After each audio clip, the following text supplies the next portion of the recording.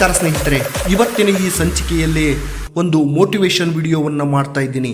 ಈ ವಿಡಿಯೋ ಪೂರ್ತಿಯಾಗಿ ನೋಡಿ, ಎಲ್ಲರಲ್ಲೂ ಹುಟ್ಟುತ್ತೆ ಜೀವನದಲ್ಲಿ ಏನಾದರೂ ಸಾಧಿಸ್ತೇನೆಂಬ ಮಹತ್ವಾಕಾಂಕ್ಷೆ ಹುಟ್ಟುತ್ತೆ. ಸ್ನೇಹಿತರೆ, ಒಂದು ಊರಲ್ಲಿ ಒಬ್ಬ ರಾಜನ ವಾಸವಾಗಿರ್ತಾನೆ. ಇಡೀ ಊರಿಗೆ ಅವನೇ ರಾಜ. ದೊಡ್ಡ ರಾಜಮನೆತನ, ಅರಮನೆಯಂತ ದೊಡ್ಡ ಬಂಗಲೆಯಲ್ಲಿ ವಾಸವಾಗಿದ್ದ ಆ ರಾಜ ಬುದ್ಧಿಯಲ್ಲೂ ಅಷ್ಟೇ ಚಾಣಕ್ಷನಲ್ಲೂ ಮೆರಿತಾ ಇದ್ದ.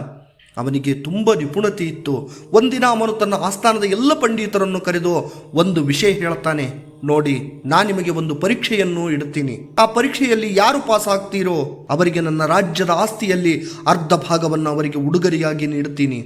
ಆದರೆ ನಾನು ಇಟ್ಟ ಕಂಡೀಷನ್ನಲ್ಲಿ ಅವರು ಪಾಸ್ ಆಗಬೇಕು ಅಷ್ಟೇ ಅಂತ ಹೇಳ್ತಾನೆ. ಇದಕ್ಕೆ ಊರಿನ ಹಿರಿಯರು, ಪಂಡಿತರು, ಜ್ಯೋತಿಷಿಗಳು, ಊರಿನ ಎಲ್ಲ ನಾಗರಿಕರು ರಾಜ ಯಾವ ಪ್ರಶ್ನೆಯನ್ನು ಕೇಳ್ತಾನೆ, ಯಾವ ಕಂಡೀಷನ್ ನಮ್ಮ ಮುಂದೆ ಇಡ್ತಾನೆ ಅನ್ನೋ ಕುತೂಹಲದಿಂದ ಮಾರನೇ ದಿನ ಬೆಳಗ್ಗೆ ಬಂದು ರಾಜನ ಆಸ್ಥಾನದಲ್ಲಿ ಬಂದು ಕೂಡುತ್ತಾರೆ.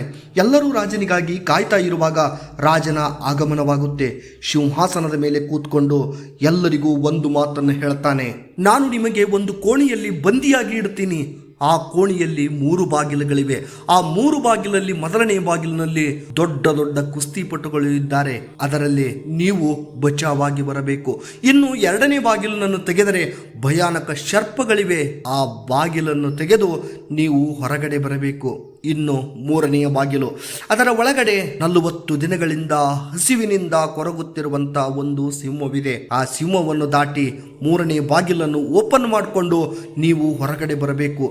3 ಬಾಗಿಲಲ್ಲಿ ಯಾವುದಾದರೂ ಒಂದು ಬಾಗಿಲನ್ನು ನೀವು ಸೆಲೆಕ್ಟ್ ಮಾಡಿ ಆಚೆ ಬರಬೇಕು. ಹಾಗೊಂದು ವೇಳೆ ಯಾರು ಈ ಪರೀಕ್ಷೆಯಲ್ಲಿ ಪಾಸ್ ಆಗ್ತಾರೋ ಅವರಿಗೆ ನನ್ನ ರಾಜ್ಯ ಇಡೀ ಅರ್ಧ ಭಾಗದ ಆಸ್ತಿಯನ್ನು ಅವರ ಹೆಸರಿಗೆ ಬರೆದು ಕೊಡ್ತೀನಿ ಅಂತ ಮಾತು ಕೊಡ್ತಾನೆ.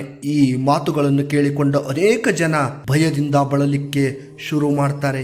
ಏನಪ್ಪಾ ಮಾಡೋದು? ಬದುಕುಳಿದ್ರೆ ಹೇಗೋ ಬದುಕಬಹುದು. ಈ ನರಕ ಕೂಪದಲ್ಲಿ ನಾವು ಬದುಕೋದಕ್ಕೆ ಆಗುತ್ತಾ? ಇಂತಹ ಪರೀಕ್ಷೆಯಲ್ಲಿ ಯಾವನಾದರೂ ಪಾಸ್ ಆಗ್ತಾನ? ಎಲ್ಲರೂ ಕೂಡ ಒಬ್ಬೊಬ್ಬರು ಮಾತಾಡಿಕೊಂಡು ಒಂದು ಮಾತನ್ನು ಹೇಳ್ತಾರೆ. ಮಹಾರಾಜ, ನೀವು ಈ ಮುಖ್ಯ ದ್ವಾರವನ್ನೇ ತೆಗೆದುಬಿಡಿ, ಹೇಗೋ ಬದುಕಿಕೊಂಡು ಜೀವನವನ್ನು ಸಾಗಿಸಿಬಿಡ್ತೀವಿ ಅಂತ ಹೇಳಿ ಅಲ್ಲಿಂದ ಪಲಾಯನ ಮಾಡ್ತಾರೆ. ಇನ್ನು ರಾಜ ಎಲ್ಲರ ಕಡೆ ನೋಡ್ತಿರುವಾಗ ಎಲ್ಲರೂ ಕೂಡ ಹೊರಟು ಹೋಗ್ತಾರೆ. ಆದರೆ 20 ವರ್ಷದ ಯುವಕ ಧೈರ್ಯದಿಂದ ಅಲ್ಲಿಯೇ ನಿಂತಿರುವುದನ್ನು ನೋಡಿದ ರಾಜ ಆಶ್ಚರ್ಯಗೊಳ್ಳುತ್ತಾನೆ. ಏನಪ್ಪ, ನೀನು ಈ ಪರೀಕ್ಷೆಯಲ್ಲಿ ಪಾಸ್ ಆಗ್ತೀಯಾ? ಆ ನಂಬಿಕೆ ಇದೆಯಾ? ಯಾವುದಕ್ಕೋಸ್ಕರ ನಿಂತಿದೆಯಾ ಎಂದು ಕೇಳ್ತಾನೆ. ಅದಕ್ಕೆ ಆ 20 ವರ್ಷದ ಯುವಕನ ಉತ್ತರ ಹೇಗಿತ್ತು ನೋಡಿ. ನೀವು ನನ್ನ ಒಂದು ಕೋಣೆಯಲ್ಲಿ ಬಂದಿಯಾಗಿಡಿ ಮಹಾರಾಜ. ನಾನು 3 ಕೋಣೆಯೊಳಗೆ ಯಾವುದಾದರೂ ಒಂದು ಕೋಣೆಯ ಬಾಗಿಲನ್ನು ತೆಗೆದು ಹೊರಗಡೆ ಬಂದೇ ಬರ್ತೀನಿ ಅಂತ ಹೇಳ್ತಾನೆ. ರಾಜ ಆಯ್ತು ಅಂತ ಹೇಳಿ ಆ ಹುಡುಗನನ್ನು ಒಂದು ಕೋಣೆಯೊಳಗೆ ಬಂಧನೆ ಮಾಡ್ತಾರೆ.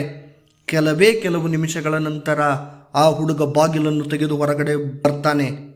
ಆಗ ಹೊರಗಡೆ ಬರುತ್ತಿದ್ದಂತೆ ಎಲ್ಲರೂ ಕೂಡ ಆ ಹುಡುಗನ ಹೆಸರಿನಲ್ಲಿ ಜೈಘೋಷ ಹಾಕ್ತಾರೆ, ಜೋರಾಗಿ ಚಪ್ಪಾಳೆ ಬಾರಿಸ್ತಾರೆ. ರಾಜ ಆ ಹುಡುಗನನ್ನು ಕರೆದು ಸಂತೋಷದಿಂದ ಮಹಾಲಾರ್ಪಣೆ ಮಾಡಿ ಗೌರವ ಸಲ್ಲಿಸಿ ಆ ಹುಡುಗನಿಗೆ ಕೇಳ್ತಾನೆ, ಏನಪ್ಪ, ಈ 3 ಬಾಗಿಲಲ್ಲಿ ಯಾವ ಬಾಗಿಲನ್ನು ತೆಗೆದು ನೀನು ಹೊರಗಡೆ ಬಂದಿ ಎಂದು. ಆಗ ಹುಡುಗ ಹೇಳ್ತಾನೆ, 3ನೇ ಬಾಗಿಲು ಮಹಾರಾಜ ಎಂದು. ಏನು 3ನೇ ಬಾಗಿಲಿನ?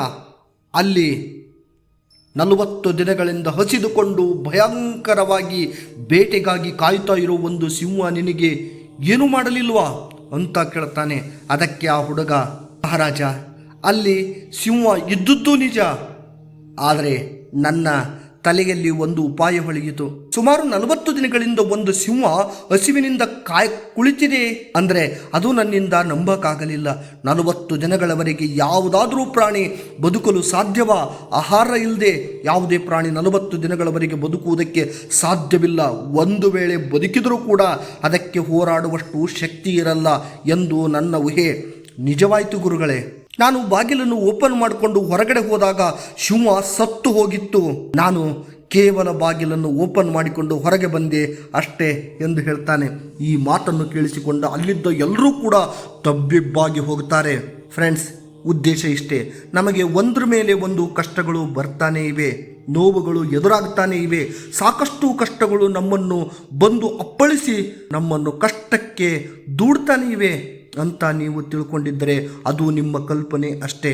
ಕಷ್ಟಗಳು ಬರುತ್ತೆ ಸ್ನೇಹಿತರೆ, ಆದರೆ ಅವುಗಳು ನಿಮ್ಮನ್ನು ಗಟ್ಟಿಯಾಗಲಿಕ್ಕೆ ಅಷ್ಟೇ ಅಲ್ಲ, ಯಾವುದೇ ಕಷ್ಟ ಕೂಡ ನಿಮಗೆ ತೊಂದರೆ ಕೊಡುತ್ತೆ ಅಂತ ನಿಮ್ಮ ಕಲ್ಪನೆಗಳಲ್ಲಿ ದಿನಗಳು ಕೂಡ್ತಾ ಇದ್ರೆ ನೀವು ಮತ್ತೆಷ್ಟು ಕುಗ್ಗುತ್ತಾ ಹೋಗ್ತೀರಿ ಹೊರತು ಜೀವನದಲ್ಲಿ ಗೆಲ್ಲೋಕೆ ಪ್ರಯತ್ನ ಮಾಡೋದೇ ಇಲ್ಲ ಸ್ನೇಹಿತರೆ. ಇಂತಹ ಮೋಟಿವೇಶನ್ ವಿಡಿಯೋಗಾಗಿ ನಮ್ಮ ಚಾನಲನ್ನು ಸಬ್ಸ್ಕ್ರೈಬ್ ಮಾಡಿ, ಬೆಲ್ ಬಟನ್ ಕ್ಲಿಕ್ ಮಾಡಿ. ಜೈ ಹಿಂದ್, ಜೈ ಕರ್ನಾಟಕ.